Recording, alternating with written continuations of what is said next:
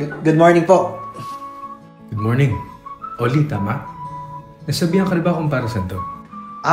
Para po to sa Valentine's Day, di po ba? Oh yes, oo, dahil malapit na yung Valentine's Day.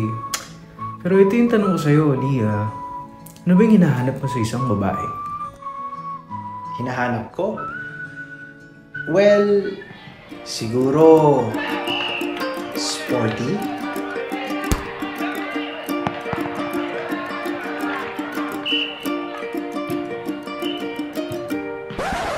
Salamat, pare. Yung mahilig rin siguro mag-bake. Mahilig ako sa tinapay eh. Yung bookworm din siguro. Tapos pagmamasdan ko yung pagkisap ng mga mata niya habang kinikilig siya sa mga binabasa niya. Yung makakasama ko rin sa mga coffee dates. Kasi parehas naming hilig magkape. Talent ko ang pag-drawing. Kaya siguro someone artsy para may kasama akong lumikha ng sining. And someone na confident. Yung strong leader. Pero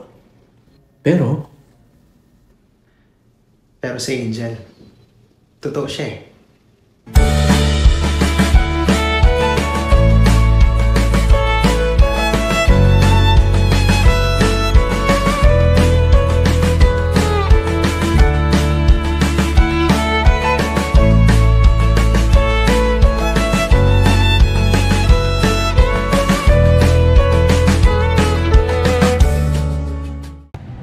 Oli!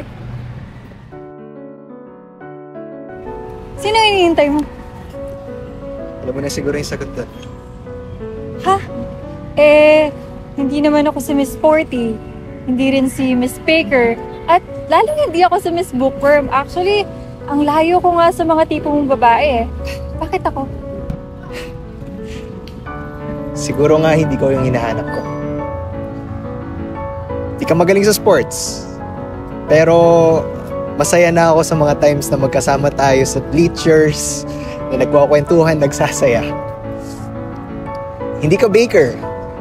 Pero tinitreasure ko yung memory na magkasama tayong nag-bake, pero tawa lang tayo ng tawa kasi nagkalat ka ng harina. Hindi ka mahilig sa kape, hindi ka rin mahilig pagbasa ng mga libro. Pero willing naman akong samahan ka na manood ng mga pelikula. Pati inumin ko ano yung gusto mo. Papa juice, milk tea, o kahit tubig man lang. Okay na ako dun. Hindi ka artsy. Stickman nga lang kaya mong i-drawing eh. Pero ako nang bahalang ipinta yung kagandahan mo. Hindi ka student leader. But you've led my heart right into you. Di ko alam kung bakit, pero ikaw ang nagustuhan ko eh. Ikaw ang nagustuhan ko, Angel. Ikaw pa rin ang baby.